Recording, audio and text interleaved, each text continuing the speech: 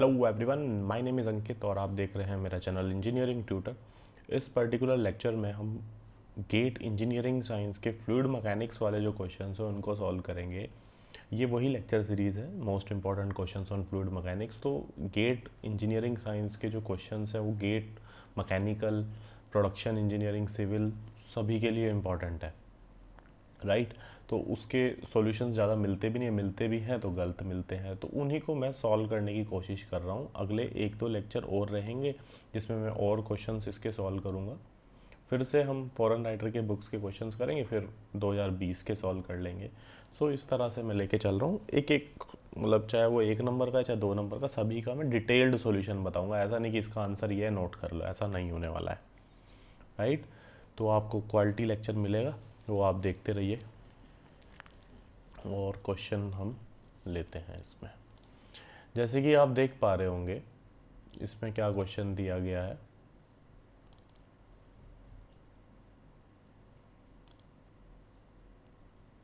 Just a minute.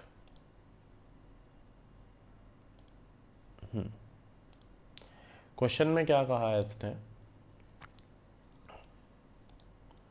The general relationship between the shear stress velocity gradient for Newtonian fluid, और उसने general condition दे दी कि tau equals to k d u by d y की power n. अब ये n पे depend करता है, एन ग्रेटर देन वन है, लेस देन वन है, राइट। एन बराबर ज़ीरो पे क्या है, ये अलग अलग कंडीशंस पे डिपेंड करता है।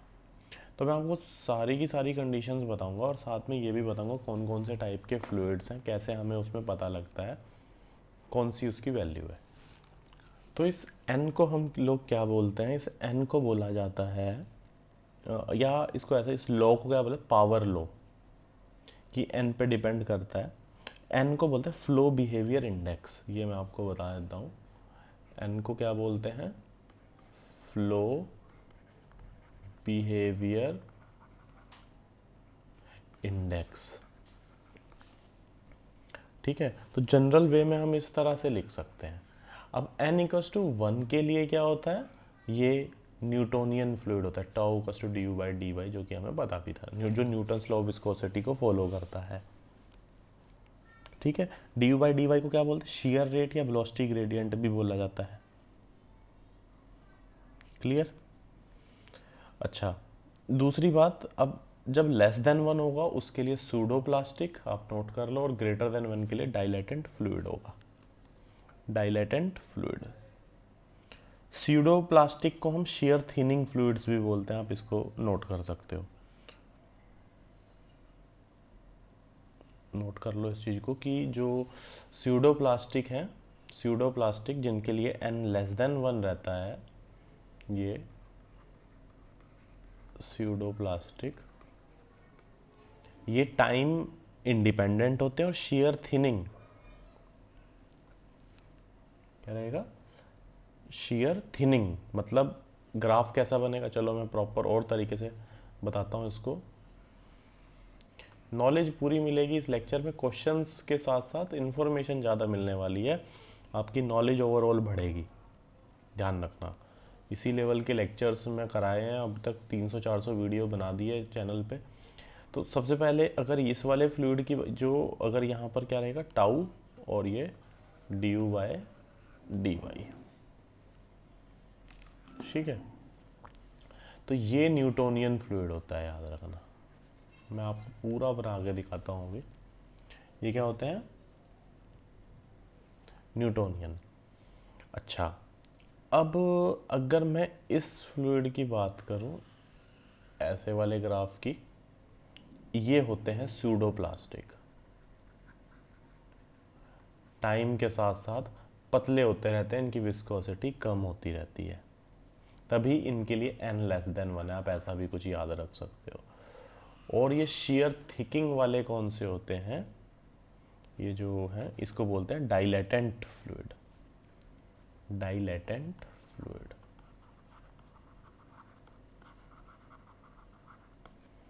ओके। और मतलब हैं तो और भी, जैसे एक थे ये, अगर ऐसी लाइन जा रही है, इसको बिंगहैम प्लास्टिक बोलते हैं। एनी हाउ, ये इतना डिटेल में जाने का फ़ायदा नहीं है। अब ये जो डायलेटेंट है ना, ये भी दो टाइप के होते हैं, मैं आपको बताऊं। एक होते हैं थिक्सोट्रोपिक, एक होते हैं रियोपैक्टिक। और ये जो डायलेटेंट होते हैं ये टाइम डिपेंडेंट होते हैं। नोट कर सकते हो ये सब चीज़, कहीं ना कहीं एक नंबर में ये क्वेश्चन आ सकता है। अगर आपके कंसेप्ट मजबूत है तो एकदम से ऑन द स्पॉट जैसे कोई क्वेश्चन दिखा, खुद में खुद कंसेप्ट बनता रहता है, याद आती रहती हैं वही सब चीज़ें। टाइम डिपेंडेंट फ्लूइड, ठीक है। तो दो टाइप के होते हैं, एक थिक्सोट्रोपिक होता है, देखो मैं बना के भी दिखा देता हूँ ये सब। आप एस के सोम की जो बुक है उसको फॉलो कर सकते हो, उसमें बहुत डिटेल में बहुत अच्छे से दिया है। मैंने उसी बुक को फॉलो किया है, उसी बुक से पढ़ाता हूँ। फ्लूइड के बहुत सारे मैंने लेक्चर बनाए हैं, आप प्लेलिस्ट में जाके चेक कर लेना। ये है जो कर्व है टाइम डिपेंड, इसको थिक्सोट्रोपिक बोलते हैं। और ईएससी में कैसे क्वेश्चन आता है आपको पता है कि जो जैसे मान लो टूथपेस्ट है वो क्या है, ब्लड क्या है, कौन से टाइप का फ्लूइड है, ऐसे ऐसे क्वेश्चंस पूछे जाते हैं, ठीक है। थिक्सोट्रोपिक का कोई एग्जांपल बताओ, राइट। तो थिक्सोट्रोपिक, ये थिक्सोट्रोपिक है, अगर कर्व हमेशा नीचे की स्लोप नीचे की साइड जा रहा है तो मतलब इसकी विस्कोसिटी टाइम के साथ डिक्रीज हो रही है।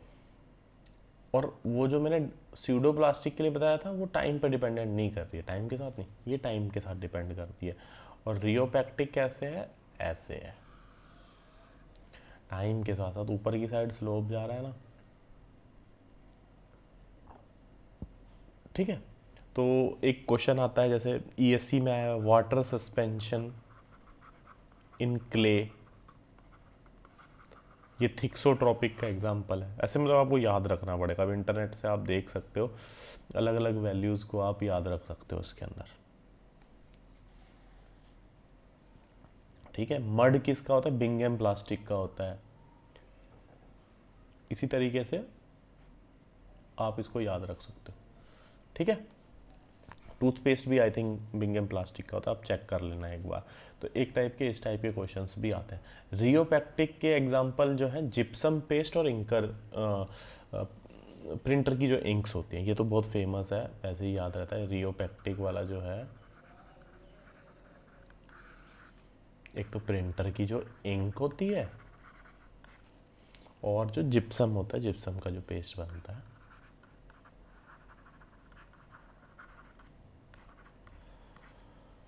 तो ये था क्वेश्चन। क्वेश्चन तो मतलब बहुत ही एक नंबर का था, मेरा मेन मोटिव था कंसेप्ट बताना, ताकि इस मतलब 10 क्वेश्चन समझ लो तुम इसमें बनते हो तो, ठीक है।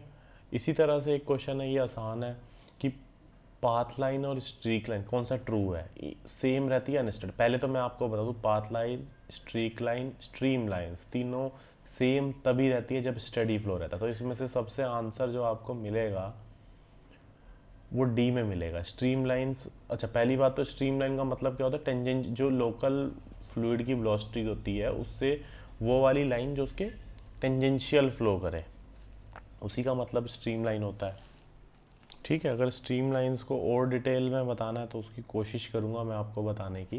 देखो स्ट्रीम लाइंस, अगर आपसे कोई पूछता है कि यार स्ट्रीम लाइन होता क्या है, ठीक है, तो आप क्या बताओगे, किसी भी पर्टिकुलर इंस्टेंट पे, फिक्स्ड इंस्टेंट पे,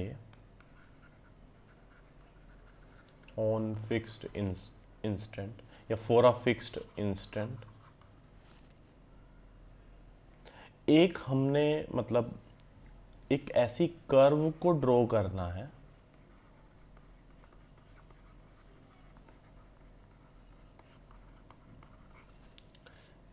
ठीक है, जो कि वेलोसिटी वेक्टर के, जहां जहां वेलोसिटी के फ्लूइड के पार्टिकल की वेलोसिटी मूव कर रही है, वेलोसिटी वेक्टर के टेंजेंट हो। मतलब जैसे जैसे ये वेलोसिटी वेक्टर है, या ऐसा कह लो, अब जैसे फ्लूइड के पार्टिकल्स ऐसे फ्लो कर रहे हैं तो इससे टेंजेंट बनाए, टेंजेंट बनाए, ऐसी लाइन को ड्रॉ करें, ठीक है। तो एक तरह से एक मतलब एक तरह से एक पूरी लाइन बन गई कि कैसे कैसे एक मोशन हो रहा है, मतलब एक तरह की इमेजिनरी कर्व बन गई है फ्लो फील्ड में, ठीक है, कि आपने उस कर्व पे टेंजेंट लिया तो वो उस पॉइंट की इंस्टेंटेनियस वेलोसिटी को बता देगी। बहुत डीप की बात बता रहा हूँ मैं आपको, हल्के में मत लेना इस बात को। अगर आपसे कोई पूछता है कि यार ये स्ट्रीम लाइन का मतलब फ़ायदा क्या है ये करने का, तो किसी भी पर्टिकुलर स्टैंड पे एक तरह की क्या कैसे डिफाइन करोगे, एक तरह की इमेजिनरी कर्व है या एक लाइन है फ्लो में, ठीक है, कि आपने उस कर्व पे टेंजेंट ली, वो उस पॉइंट की that will represent the direction of the velocity, velocity की क्या डायरेक्शन है,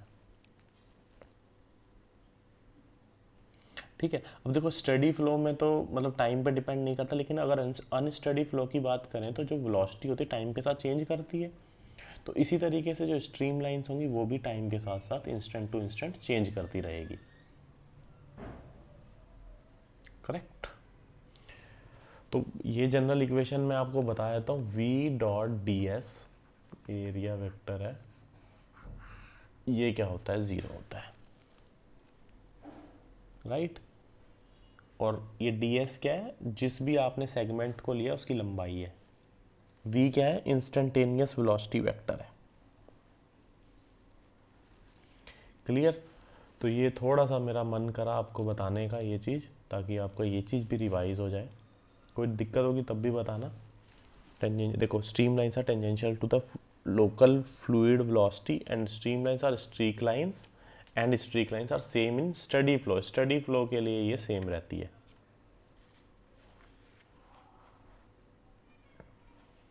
राइट। बाकी ये मैंने इसके ऊपर लेक्चर बनाया हुआ, आप प्लेलिस्ट में जाके चेक कर लेना, ठीक है। अब देखो, इसने थर्ड क्वेश्चन को देखोगे, इफ़ पी आई एन मतलब इनसाइड प्रेशर और आउटसाइड प्रेशर दिया है, एवरेज प्रेशर दिया है इनलेट और आउटलेट का for a fully developed flow inside a channel, मतलब एक तरह से चैनल टाइप है, मतलब दो फ्लैट प्लेट्स टाइप से समझ लो, मैं आपको बना के दिखाऊँ अगर इस टाइप से समझ लो, जिनकी जो हाइट है वो 50 सेंटीमीटर है, मतलब एक सेंटर वाली लाइन को भी मैं बना देता हूँ इसमें, इसको भी थोड़ा डिटेल में बताना पड़ेगा। Then the average value of shear stress in pascal acting on the wall of the channel of length 5 metre is, मतलब उसका आपको उसकी लेंथ दी है 5 मीटर, वो चीज़ आपको निकालनी है। सेंटर पे अलग रहेगी, ठीक है, और shear स्ट्रेस कैसे वेरी करेगी, सेंटर पर तो ज़ीरो रहने वाली है, उससे लीनियरली वेरी करेगी ये, कैसे, देखो मैं आपको थोड़ा सा बता के दिखाता हूँ, शायद आपको पसंद आए ये चीज़। ये एक तरह से मान लो कि दो मतलब पैरेलल प्लेट्स टाइप से हैं, इस तरह से आपको समझना पड़ेगा इसको।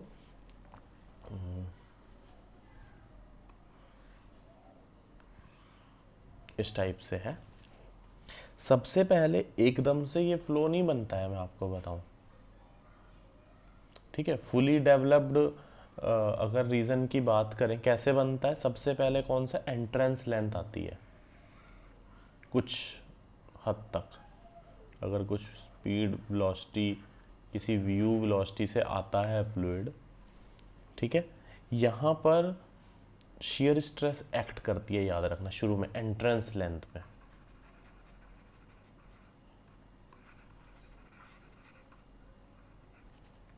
यहाँ पर shear स्ट्रेस एक्ट करती है, याद रखना, ठीक है। और इस रीजन को क्या बोलते हैं, इनविसिड कोर रीजन बोलते हैं,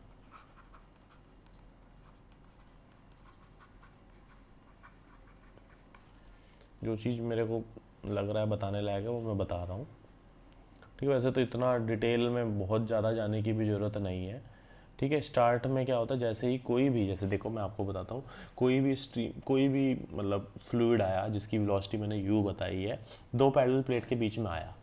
अब जो हर एक प्लेट है वो फ्रिक्शनल रेजिस्टेंस प्रोवाइड करेगी उस फ्लूइड को, मतलब एक इंटरनल फ्रिक्शन रहेगा जो कि प्लेट्स में लगेगा। हर एक जो प्लेट है, जो उसकी लेयर है, उसके ऊपर वाली लेयर, उसमें मतलब एक तरह से internal friction due to viscosity लगाएगी, मतलब उस पे उसको रोकने की कोशिश करेगी, राइट। ये एंट्रेंस लेंथ में होता है। अब हमारा इतना डिटेल में जाने की ज़रूरत नहीं है इसमें, लेकिन ये किसका कंसेप्ट है, वही विस्कोसिटी वाला कंसेप्ट है, स्टार्ट में रहता है। लेकिन जैसे जैसे जैसे ही एंट्रेंस लेंथ हमारी ख़त्म होती है, ठीक है, तो ये जो रीजन है ये ख़त्म हो जाता है और हमारा फुली डेवलप्ड रीजन आ जाता है, जो कि उसमें फ्लो जो है, अगर मैं ऐसे बना के दिखाऊं, ये वेलोसिटी का प्रोफाइल बना के दिखा रहा हूँ मैं, it is maximum at the centre, right. So ये वेलोसिटी का प्रोफाइल है जी, सेंटर मान लेते हैं, इसकी जो ये डिस्टेंस है ये 2h है। ठीक है, मैंने ऐसे ही प्रूव किया है तो मुझे ऐसा ही याद है। इस रीज़न में मैं आपको बताऊं, मतलब इस रीजन में फुली डेवलप्ड रीजन दिया है तो del u by del x zero होता है, याद रखना। मतलब एक्स में वो वेरी, एक्स डायरेक्शन में वेरी वो नहीं करता है, याद रखना, ऐसी प्रोफाइल बनती है, ठीक है। लेकिन उससे पहले वाला जहाँ पर विस्कस इफेक्ट्स जो आपको मिलते हैं, वहाँ पर del u by del x that is not equal to zero. ये मोस्ट इंपॉर्टेंट क्वेश्चन है, एक नंबर में 100% कभी ना कभी तो आएगा, क्योंकि बहुत ही ज़्यादा इंपॉर्टेंट क्वेश्चन है, राइट। तो इस रीजन जो अपना फुली डेवलप, यहाँ पर विस्कस आपको नहीं मिलेंगे और del u by del x भी ज़ीरो रहेगा। और इस लेंथ को क्या बोलते हैं, स्टार्ट वाली को एंट्रेंस लेंथ बोलते हैं। क्लियर। अब मैं ये क्यों बता रहा हूँ, क्योंकि इसी से रिलेटेड क्वेश्चन है, कोई बहुत ज़्यादा मतलब, ये इससे रिलेटेड एक और क्वेश्चन अभी आगे आएगा एंट्रेंस लेंथ से रिलेटेड, वो भी मैं आपको बताऊंगा। यहाँ पर आपको जो क्वेश्चन मतलब फुली डेवलप्ड रीजन के लिए कैसे, कितना मतलब कितने लेवल तक का आपको याद रखना है वो मैं आपको बताता हूँ।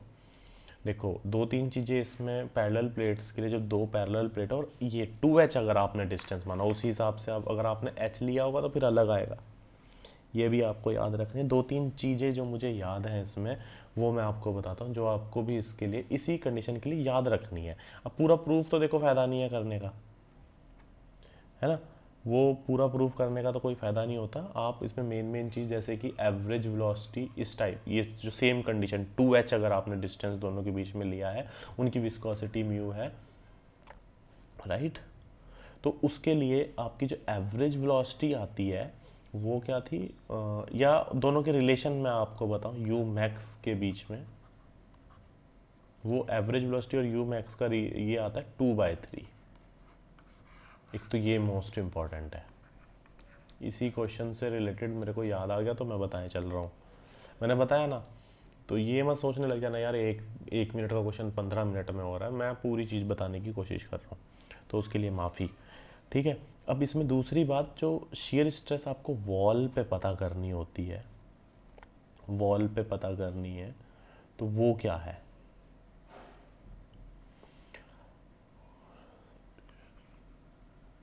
वॉल TW, ठीक है। तो वैसे तो चलो नेवियर स्ट्रोक इक्वेशन वगैरह लगाई है, वो मैं पूरी नहीं बता रहा हूँ, तो इसके लिए आपको मैं डायरेक्ट फार्मूला बता देता हूँ इसका, minus del p by del x into h याद रखना, वो हाफ डिस्टेंस होएगा, फिर उल्टा फुल्टा ना कर देना, ठीक है।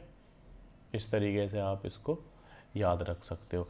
एवरेज वेलोसिटी के टर्म्स में भी आप इसको याद रख सकते हो, वॉल स्ट्रेस को, कभी यहाँ से फंसो तो कम से कम यहाँ से आप इसको याद रख सकते हो, करेक्ट। आपस में रिलेशन निकाल के भी आप इस चीज़ को कंफर्म कर सकते हो। अब क्वेश्चन तो यार बहुत सिंपल है, इसके ऊपर क्वेश्चन है, बट पूरा पूरा मेरा बताने का हक था, और जिसको फालतू लगे वो स्किप कर सकता है, अदरवाइज़ कोई दिक्कत नहीं है। अब देखो यहाँ पर ये 2H 50 है, तो H कितना हो गया 0.25, है ना, 0.25 हो गया। और क्या है हमारी कंडीशन, ये है, या इसको ऐसे लिख सकते हो, यहाँ पर हम लगाएंगे टो डब्ल्यू, इसने हमसे पूछा है प्रेशर माइनस डेल पी, मतलब चेंज इन पी क्या है। अब यहाँ पर कॉमन सेंस थोड़ी लगानी पड़ेगी, मतलब आउटलेट माइनस इनलेट, माइनस के 0.2 है क्योंकि इनलेट ज़्यादा है आउटलेट कम है।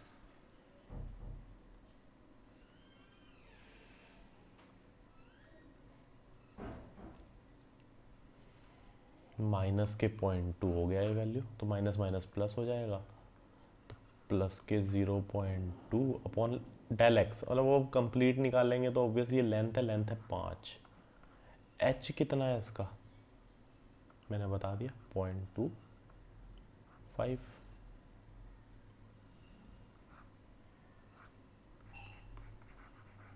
हजार 5 10 से एक जीरो ख़त्म कर दी, 1/100 0.01 पास, 0.01 इन पास्कल। बताओ बात समझ में आ गई होगी आपको। एवरेज वॉल शियर स्ट्रेस निकाल, इसी लेवल के क्वेश्चन आते हैं यार, देखो इसमें। अब मैंने जो चीज़ याद करी है मैंने उसी हिसाब से बताया, और जैसे जैसे आप इसमें, मतलब क्वेश्चंस तो मैं सभी कराऊंगा इसके अंदर के, लेकिन बताऊंगा पूरे कंसेप्ट सही, ताकि कहीं ऐसा लगे कि हाँ हमने बहुत अच्छी चीज़ पढ़ी है। अब फुली डेवलप्ड पाइप है न्यूटोनियन फ्लूइड के लिए, through a smooth pipe of pipe वाला है क्वेश्चन ये, है ना, तो इसमें मैं ज़्यादा समय नहीं लगाऊंगा। ये हमें पता है एफ़ की वैल्यू 64/RE होता है, ठीक है, फुली डेवलप्ड पाइप के लिए, विस्कस फ्लो के लिए, ठीक है। तो इसको आप mu d v by l लिख सकते हो, बाय म्यू आप इसको लिख सकते हो, यहाँ पर लेंथ कहीं आता ही नहीं है, ठीक है। तो इसी कारण से ये क्या रहेगा, रिमेन सेम, मतलब for fully developed pipe friction factor is independent of length. Length अगर डबल करेंगे तो फ्रिक्शन फैक्टर पे कोई फर्क नहीं पड़ेगा, बाकी चीज़ ने कांस्टेंट दे दी थी देखो, करेक्ट, कोई टफ नहीं लगा होगा। चलिए आगे चलते हैं। अब इसमें एक और आसान क्वेश्चन है, अब इसमें भी टाइम वेस्ट करने का फ़ायदा नहीं है। इसने एब्सोल्यूट प्रेशर डिफरेंस पूछा है इनसाइड और आउटसाइड सोप बबल का, जिसका रेडियस आर है, सरफेस टेंशन इसकी क्या है, रो है। ये क्वेश्चन बहुत आसान है, आपको इसमें सोप का भी पता हो, मतलब बबल का भी पता होना चाहिए और जेट का भी पता होना चाहिए और ड्रॉप का भी पता होना चाहिए। तो तीनों का बताया हूँ, तीनों क्वेश्चन कभी ना कभी क्या पता उसमें आ जाए। और इसके ऊपर मैंने पूरा बहुत अच्छे से लेक्चर सीरीज़ बनाई है, इससे भी बहुत डीप में पढ़ाया हुआ है। 2σ/r ये किसके लिए होता है, ड्रॉप के लिए होता है, और जेट के लिए σ/r होता है, और डेल्टा पी। और जो हमारे से क्वेश्चन पूछा है वो है, उसके लिए क्या था, 4σ/r, राइट। तो इस क्वेश्चन में कोई ज़्यादा टफ तो था नहीं, राइट। बाकी तरीका यही रहेगा, देखो करो इसको, इन क्वेश्चंस को करने का आपके लिए फ़ायदा तभी है अगर आप इसमें थोड़ा सा मतलब टाइम लगा के कर रहे हो, ठीक है, तभी फ़ायदा है। चलिए आगे चलते हैं, डी आंसर हो गया इसका।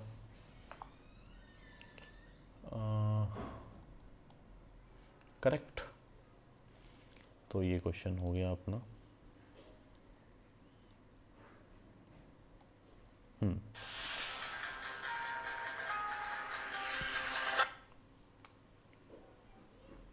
Just a minute.